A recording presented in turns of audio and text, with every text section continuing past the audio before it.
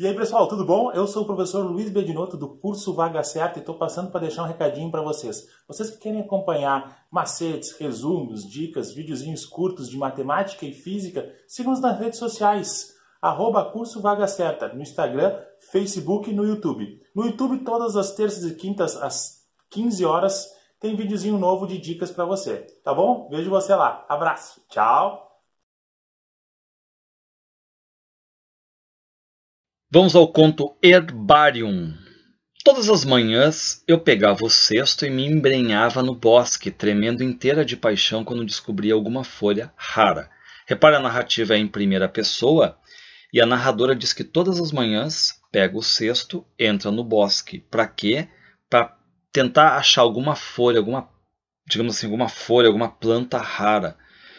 Estamos num sítio.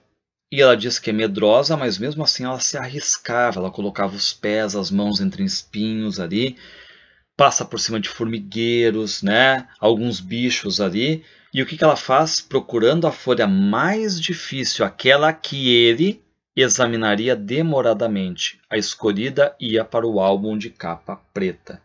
Ou seja, ela entra no bosque para quê mesmo? Para procurar uma folha rara, a folha mais difícil, para uma pessoa. E quem é essa pessoa? Para o primo dela. Ela está apaixonada pelo primo. E a narradora ama esse primo. E ela sabe que as folhas mais raras que ela acha fazem parte do herbário dele, dessa coleção de plantas dele. E está dizendo, né? Ele tinha em casa um herbário com quase 2.000 espécies de plantas. E aí ela recorda, volta agora à questão da memória, né? O que ele ensinou para ela. Herbarium. Ensinou-me logo no primeiro dia em que chegou ao sítio. Fiquei repetindo a palavra, herbarium, herbarium. E esse primo aí, o amado, ele gosta de botânica, né? E ele diz que gostar de botânica é gostar de latim, porque quase todo o reino vegetal, né, tem a denominação vinda do latim. E aí a narradora vai chegar e vai dizer, né? Eu detestava latim, mas como ela ama o primo, mas foi correndo desencavar a gramática cor de tijolo escondida na última prateleira da estante, decorei a frase que achei mais fácil e na primeira oportunidade apontei para a formiga saúva subindo na parede. E fala em latim, formica bestiola est. E o primo ficou olhando para ela. Então reparem, né? Ela é capaz de fazer tudo aqui por causa desse amor. Ela pega, estuda até algumas palavras em latim, ela pega, entra na mata, ela procura a folha mais rara, a folha mais difícil, ou seja, ela faz de tudo para impressionar o primo. Vai atrás de folha, estuda latim, e ele ri, e ela fica feliz ali. Fiquei rindo também, confundida, mas contente. Ao menos achava alguma graça em mim. Bom, parece que o primo aqui ele tem alguma doença. Quem é o primo? Um vago primo botânico convalescendo de uma vaga doença. Que doença era essa que o fazia cambalear, esverdeado e úmido quando subia rapidamente a escada ou quando andava mais tempo pela casa? Então ele tem uma doença aqui, né? Uma doença que tira as forças dele, ele não consegue correr, não consegue caminhar, fica cambaleando. E qual é o detalhe, né? O que o amor pode fazer aqui? Ela, a narradora, para de roer as unhas por causa desse amor. Ela vai dizer, deixei de roer as unhas para espanto da minha mãe, que já tinha feito ameaças de cortes de mesada ou proibição de festinhas no grêmio da cidade. E por que ela parou? Porque um dia o primo falou para ela, né, que se ela continuasse roendo, ela seria uma mulher com mãos feias. Nunca tinha pensado antes, nunca me importei com as mãos, mas no instante que ele fez a pergunta, comecei a me importar. E aí o que acontece? Ela não só parou de roer as unhas, como também parou de mentir. Ou mentir menos, mas de uma vez me falou no horror que tinha por tudo quanto cheirava falsidade e escamoteação. Ou seja, o primo gosta de plantas raras, ela entra à procura. Ele fala do latim, ela vai lá e pega um dicionário e vai procurar alguma coisa. Ele fala que ela vai ficar com as unhas feias, ela para de roer. Ele fala que não gosta de mentira e tudo mais, ela começa a mentir menos. Então ela faz tudo por isso, por ele, né? E um dia ele pergunta se a prima já tinha falado, né? Já que ela falou de folhas e tudo mais, se ela já tinha ouvido falar em folha persistente. E ele explica o que é. As folhas persistentes duravam até mesmo 3 anos, mas as cadentes amareleciam e se despregavam ao sopro do primeiro vento. Assim, a mentira, folha cadente que podia parecer tão brilhante, mas que dura pouco. Ou seja, ele fala então, faz uma metáfora, uma comparação aí das folhas com a questão da mentira. E aí a gente vê, né, que as folhas para esse botânico aí meio que expressam vivências, sentimentos, frases, ou seja, a mentira aqui é algo ruim. E o que ela faz? Ela se sente um tanto apagada quando ela conversa com ele, por isso que ela tenta mentir. Dizer-lhe que diante dele, mais do que diante dos outros, tinha de inventar e fantasiar para obrigá-lo a se demorar em mim.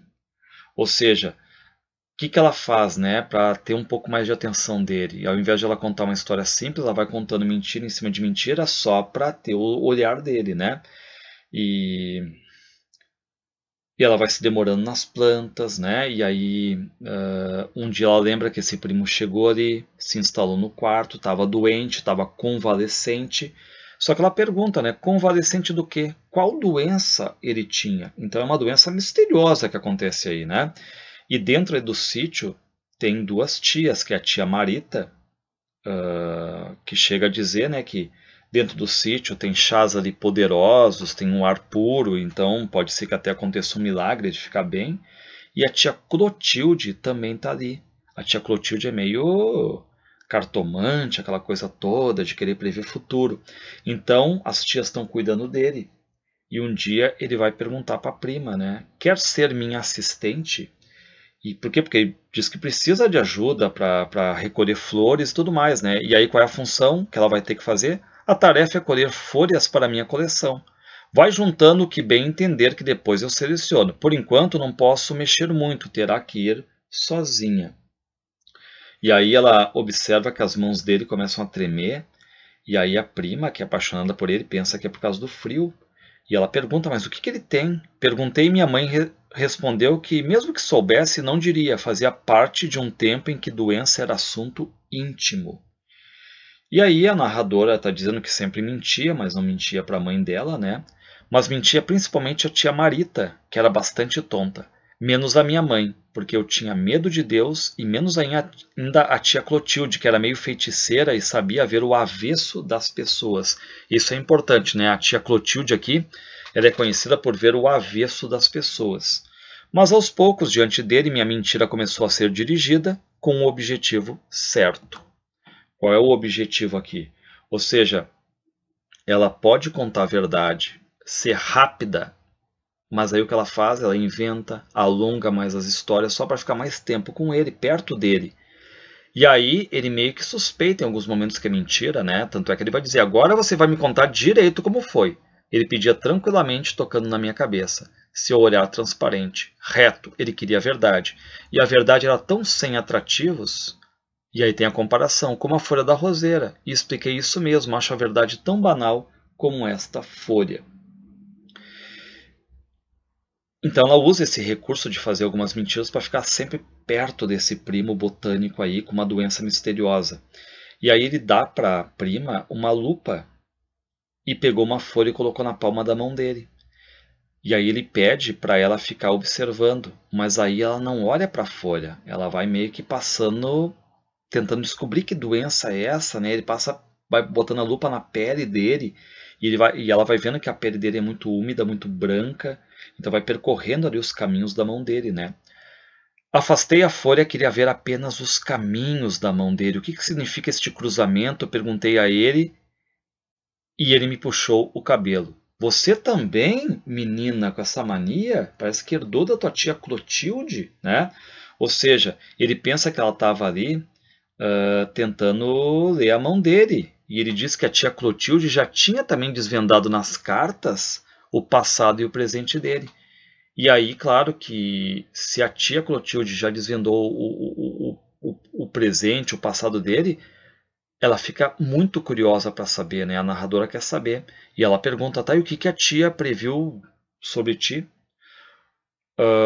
E ele vai dizer, ora, tanta coisa. De mais importante, só isso, que no fim da semana viria uma amiga buscá-lo, uma moça muito bonita, podia ver até a cor do seu vestido de corte antiquado verde musgo, os cabelos compridos, com reflexos de cobre, tão forte o reflexo na palma da minha mão. Ou seja, ela fica sabendo então o que aconteceu aqui, né? Exatamente. Que a tia Clotilde previu, né, que vai chegar uma mulher e vai buscar o botânico, o primo dela. Claro que ela vai ficar muito mal a partir de agora, porque ela ama o seu primo que é botânico. E aí então o que ela faz, né? Ela vê uma formiga entrar ali numa pedra, né, com um pedaço de folha, já que tem muitas folhas ali, né? E aí ela fica meio criança, assim, ela imita um macaco, começa a rolar no chão, e ele ri e procurava me levantar. Olha, você se machuca, menina, cuidado. Fugi para o campo, os olhos desvairados de pimenta e sal, sal na boca, não vinha ninguém, tudo loucura, uma louca varrida essa tia, invenção dela, invenção pura. Como podia uma mulher vir buscar o amor da minha vida, o meu primo botânico? Não, a tia Clotilde está errada. Bom, então ela pensa, né, que o que a tia Clotilde previu nas cartas, que uma mulher vem buscar o primo doente, né, tem que ser mentira, porque ela fica com ciúme, só que ela começa a se preocupar, porque a tia disse até qual a cor do vestido, né. Lavei os olhos cegos de dor, lavei a boca pesada de lágrimas, os últimos fiapos de unha me queimando a língua. Não, ela não quer aceitar isso, né, ela não quer aceitar que alguma mulher surja do nada ali e leve o primo. Ele não ia embora nunca mais. Quando eu entreguei a folha de Era com formato de coração, olha só que ela achou uma folha de Era em formato de coração. Um coração de nervuras trementes se abrindo em leque até as bordas verde-azuladas. Ele, o primo, beijou a folha e levou-a ao peito. Espetou-a na malha do suéter. Esta folha aqui vai ser guardada aqui no coração. Reparem que essa folha em formato de coração representa, claro, o coração aqui, né, da narradora, que entrega basicamente numa quase declaração, certo? Uma declaração por meio de sentimentos dentro da profissão dele, né, que é ser botânico. Ela entrega o amor dela a ele, esse jovem botânico. Mas aí ela sai com um cesto e ele nem olha para ela. E ela sai emocionada, vai até uma figueira, né? Fica pensando nele, começa até meio que idealizar, acha que ele está menos pálido, está com a pele mais seca, está com a pele mais firme. E ela diz, estava se recuperando, não estava? Abracei o tronco da figueira e pela primeira vez senti que abraçava Deus. E aí no sábado ela se levanta mais cedo, ela está com um vestido que a mãe chama de vestido de Maria Mijona, né? E a mãe pergunta, né? Por que tu desmanchou a barra? E por que ela fez? Ela desmanchou a barra, né? Para descer mais a saia, para esconder as pernas dela, que ela acha que são pernas finas e toda ela picada de mosquito. Ou seja, a gente vê que a narradora começa a se ligar no que o homem pode ver, as descobertas dela, as mudanças, esse rito de passagem, esses sentimentos, a transição, né? E ela então vai ali, feliz da vida, colhendo folhas. O que ela vai dizer? Mordi goiabas verdes, atirei pedras nas árvores, espantando os passarinhos que cochichavam seus sonhos, me machucando de contente por entre a galharia. Ou seja, ela está feliz. Ela faz meio que uma tour ali na natureza, né? Ela acaba prendendo uma borboleta, ela vai esmigalhar cogumelo. Ela até vai... Tem uma cena ali que uma abelha tá para ser abocanhada por uma aranha, né? E tudo mais. E aí ela vai lá e salva a abelha. Ou seja, o que ela faz agora que importa? Ela vai modificando o destino. Ou seja, seria o quê? A aranha ia pegar a abelha. Ela vai lá e salva a abelha. O cogumelo tá ali, né? Para ser pego e tudo mais. Ela vai lá e esmigalha. A borboleta tá para voar. Ela prende a borboleta. Ou seja, o que ela tá fazendo aqui? Ela tá querendo... modificar o destino futuro, porque internamente ela também quer modificar o futuro do primo, exatamente querendo quebrar essa previsão da tia Clotilde, que vai vir uma mulher ali, e até que ela vê um besouro, né? Por um instante me vi refletido em seus olhos facetados. Fez meia volta e se escondeu no fundo da fresta, o besouro. Levantei a pedra, o besouro tinha desaparecido, mas no tufo raso vi uma folha que nunca encontrara antes, única, solitária. Então ela acha uma folha aqui a partir de agora, né, rara, digamos assim. E essa folha que ela pega tem uma forma de foice. Ela é toda verde, mas com pintas vermelhas. Uma pequena foice ensanguentada foi no que se transformou o besouro. Escondia a folha no bolso, peça principal de um jogo um tanto confuso. E aí ela quer essa folha com ela. Não quer misturar com as outras folhas aí, né? Mas reparem que a folha, ela tem forma de foice. De certo modo, foice lembra a morte, né? E tem ali também pintas vermelhas, né? Que lembra sangue também. Porque é muita coisa simbólica aqui na Lígia Fagundes Telles. Tia Clotilde previu os destinos, mas eu podia modificá-los, assim, e desfiz na sola do sapato o cupim que se armava debaixo da amendoeira. Ou seja, tudo que ela pode modificar, ela está modificando. Por quê? Porque ela quer modificar também essa questão aí do primo. Algo que lembra um pouquinho, né, aquele conto ali, das pérolas também, né, que o Tomás tenta, de certo modo, quebrar ou esconder as pérolas, querer quebrar um pouco desse destino quase que traçado aqui. E aí vem uma notícia desastrosa para a narradora. Tia Marita veio ao meu encontro, mais aflita e gaguejante do que de costume. Antes de falar, começou a rir. Acho que vamos perder nosso botânico, hein? Sabe quem chegou? A amiga, a mesma moça que Clotilde viu na mão dele, lembra? Os dois vão embora no trem da tarde. Ela é linda como os amores, bem que Clotilde viu uma moça igualzinha. Estou toda arrepiada, olha aí. Me perguntou como a mana adivinha uma coisa dessas. E agora, claro, a narradora quer sair dali, né? Porque, digamos, né, a previsão da tia Clotilde está dando certo. Só que a tia Marita meio que enlaça a narradora pela cintura, tentando se lembrar do nome dessa mulher que chegou ali, né?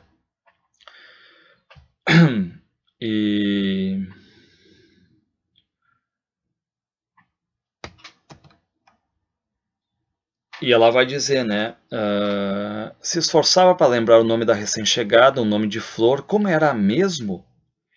Então a tia Marita vê que a narradora ficou branca e pergunta por que ela está assim. E aí a narradora mente que tinha voltado correndo, que está com a boca seca, só que o coração está batendo daquela forma acelerada. Fui me aproximando da janela e através do vidro, poderoso como a lupa, eu vi os dois. O primo botânico e essa mulher que chegou. Ela sentada com um álbum provisório de folhas no colo. Bom, e aí ela vê também que o primo está acariciando o pescoço dessa mulher, né? E que tinha o mesmo olhar apaixonado que tinha para as folhas escolhidas. Então ela está vendo que ele gosta dela, né? E não gosta da narradora. Quando me viu, veio até a varanda no seu andar calmo.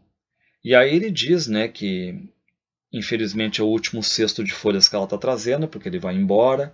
Aí pergunta para a narradora se não avisaram que ele ia sair dali, né? O chamado era urgente, teriam que voltar nessa tarde. Sentia perder tão devotada ajudadora, mas um dia, quem sabe.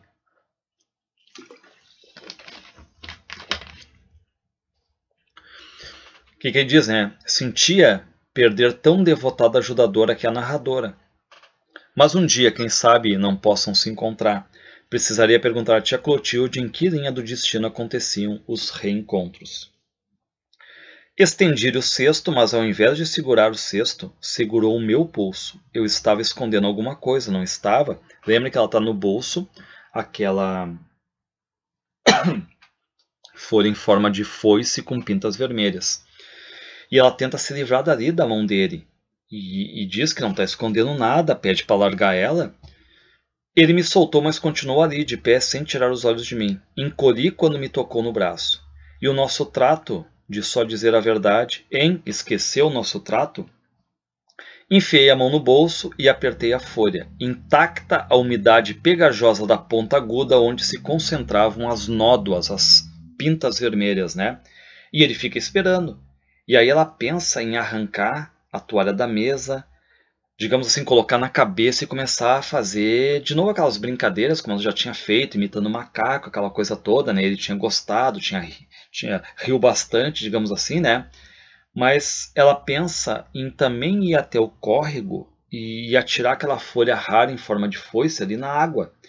E esse ato dela de esconder a folha dá a conotação de que ela quer agora esconder o amor dela, né? Quer guardá-lo. Fui levantando a cabeça, ele continuava esperando. E então, no fundo da sala, a moça também esperava, numa névoa de ouro, tinha rompido o sol. Encarei meu primo pela última vez, sem remorso. Quer mesmo? Entreguei-lhe a folha em forma de foice. E essa folha com formato de foice talvez simbolize aqui a morte, o término, né? Não há como saber se está ligada aqui, digamos, à morte do amor entre eles, certo? Claro que o amor entre dela, né, para ele, porque durante toda a narrativa mostra só que ela é apaixonada por ele, né?